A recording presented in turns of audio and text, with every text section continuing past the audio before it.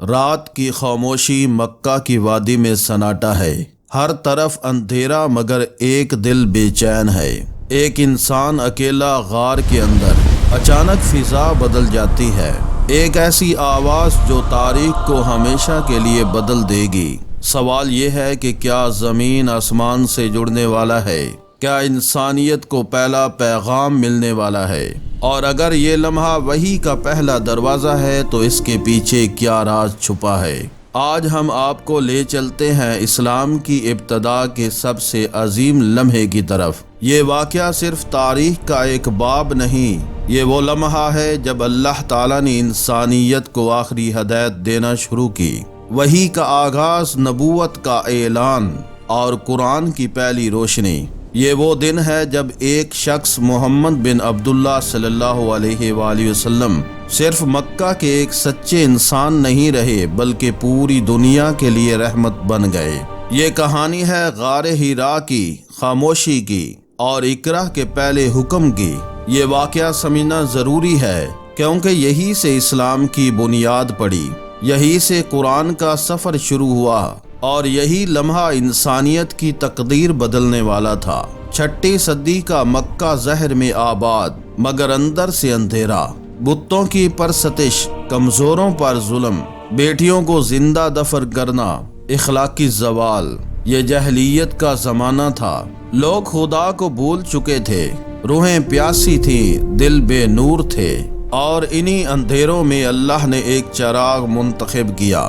محمد صلی اللہ علیہ وآلہ وسلم سچائی کا پیکر، امین، صادق، مگر آپ صلی اللہ علیہ وآلہ وسلم کے دل میں ایک درد تھا۔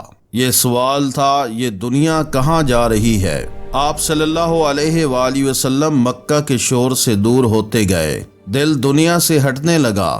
آپ صلی اللہ علیہ وآلہ وسلم کو تنہائی محبوب ہونے لگی۔ آپ اکثر جبل نور پر جاتے، وہاں ایک غار تھا، غار حرا، پتھروں کے درمیان چھپا ہوا، خاموش، گہرا، پر اسرار۔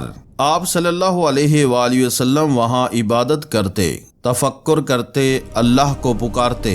یہ کوئی عام خلوت نہیں تھی، یہ نبوت سے پہلے کی تیاری تھی۔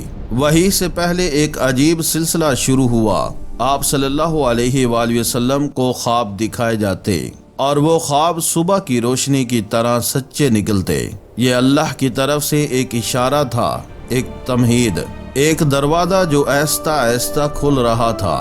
رمضان کا مہینہ، ایک خاموش رات، محمد صلی اللہ علیہ وآلہ وسلم غار حرا میں موجود ہے۔ شہر نیچے سو رہا ہے، ہوا تھمی ہوئی ہے، فضا میں ایک غیر معمولی کیفیت ہے، اور اچانک ایک عظیم ہستی ظاہر ہوتی ہے، حضرت جبریل علیہ السلام۔ یہ لمحہ انسانی تاریخ کا سب سے بڑا موڑ ہے۔ فرشتہ قریب آتا ہے اور ایک لفظ کہتا ہے۔ حضرت محمد صلی اللہ علیہ وآلہ وسلم حیران ہیں۔ آپ صلی اللہ علیہ وآلہ وسلم فرماتے ہیں، میں پڑھنے والا نہیں ہوں۔ فرشتہ دوبارہ قریب آتا ہے، آپ صلی اللہ علیہ وآلہ وسلم کو مضبوطی سے پکڑتا ہے، ایک شدید دباؤ، پھر چھوڑ دیتا ہے، پھر وہی حکم، اقرا۔ آپ صلی اللہ علیہ وآلہ وسلم پھر کہتے ہیں، میں پڑھنے والا نہیں ہوں۔ تیسری مرتبہ وہی شدت، وہی دباؤ، پھر آواز آتی ہے اور اب الفاظ نازل ہوتے ہیں، اقرا بسم ربک الذی خلق، پڑھو اپنے رب کے نام سے جس نے پیدا کیا۔ یہ قرآن کی پہلی آیات تھیں، یہ وحی کا آغاز تھا۔ یہ صرف الفاظ نہیں تھے، یہ نور تھا، یہ ہدایت تھی، یہ انقلاب تھا۔ محمد صلی اللہ علیہ وآلہ وسلم کانپ رہے ہیں، یہ ایک غیر معمولی تجربہ تھا۔ آپ صلی اللہ علیہ وآلہ وسلم غار سے باہر نکلتے ہیں، دل کی دھڑکن تیز ہے، روح پر بوجھ ہے۔ آپ صلی اللہ علیہ وآلہ وسلم جلدی سے پہاڑ سے اترتے ہیں، مکہ کی طرف، اپنے گھر کی طرف، حضرت خدیجہ رضی اللہ عنہا کے پاس۔ گھر پہنچ کر آپ صلی اللہ علیہ وآلہ وسلم فرماتے ہیں، مجھے چادر اڑا دو۔ حضرت خدیجہ رضی اللہ عنہا فوراً چادر اڑا دیتی ہیں۔ آپ صلی اللہ علیہ وآلہ وسلم کا خوف کم ہوتا ہے۔ پھر آپ صلی اللہ علیہ وآلہ وسلم سارا واقعہ بیان کرتے ہیں اور حضرت خدیجہ رضی اللہ عنہا وہ تاریخی جملہ کہتی ہیں، By Allah, He will never disgrace you. You maintain kinship. اللہ کی قسم، اللہ آپ کو کبھی رسوا نہیں کرے گا۔ آپ صلح رحمی کرتے ہیں، کمزوروں کا بوجھ اٹھاتے ہیں، مہمان نوازی کرتے ہیں، حق کا ساتھ دیتے ہیں۔ یہ ایمان کی پہلی گواہی تھی۔ حضرت خدیجہ رضی اللہ عنہا آپ صلی اللہ علیہ وآلہ وسلم کو اپنے چچا زاد ورقہ بن نوفل کے پاس لے جاتی ہے۔ وہ ایک عالم تھے، انجیل کے جاننے والے۔ انہوں نے سارا واقعہ سنا اور کہا، یہ وہی ناموس ہے۔ I was in the cave when the angel appeared saying, recite in the name of your Lord. This is the same angel that came to Moses. جو موسیٰ علیہ السلام پر نازل ہوتا تھا۔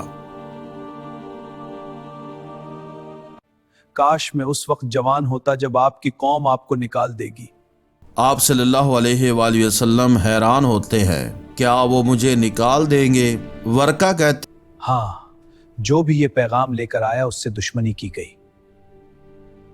یہ نبوت کا اعلان تھا اور آزمائشوں کی ابتدا۔ غار ہیرا کی وہ رات آج بھی کائنات میں گونجتی ہے، ایک فرشتہ اور رب کا پہلا پیغام۔ یہ لمحہ صرف خوف کا نہیں تھا، یہ ذمہ داری کا لمحہ تھا۔ حضرت محمد صلی اللہ علیہ وآلہ وسلم کو انسانیت کی رہنمائی سونپی جا رہی تھی۔ قرآن کا پہلا نور اندھیروں میں اتر چکا تھا۔ یہ پہلا قدم تھا ایک عظیم انقلاب کی طرف، وہ انقلاب جو بتوں کو گرائے گا، ظلم کو ختم کرے گا، انسان کو رب سے جوڑے گا۔ اور یہ سب شروع ہوا ایک لفظ سے، اقرا۔ پہلی وحی کا نزول ہمیں یہ سکھاتا ہے، ہدایت ہمیشہ اندھیروں میں اترتی ہے۔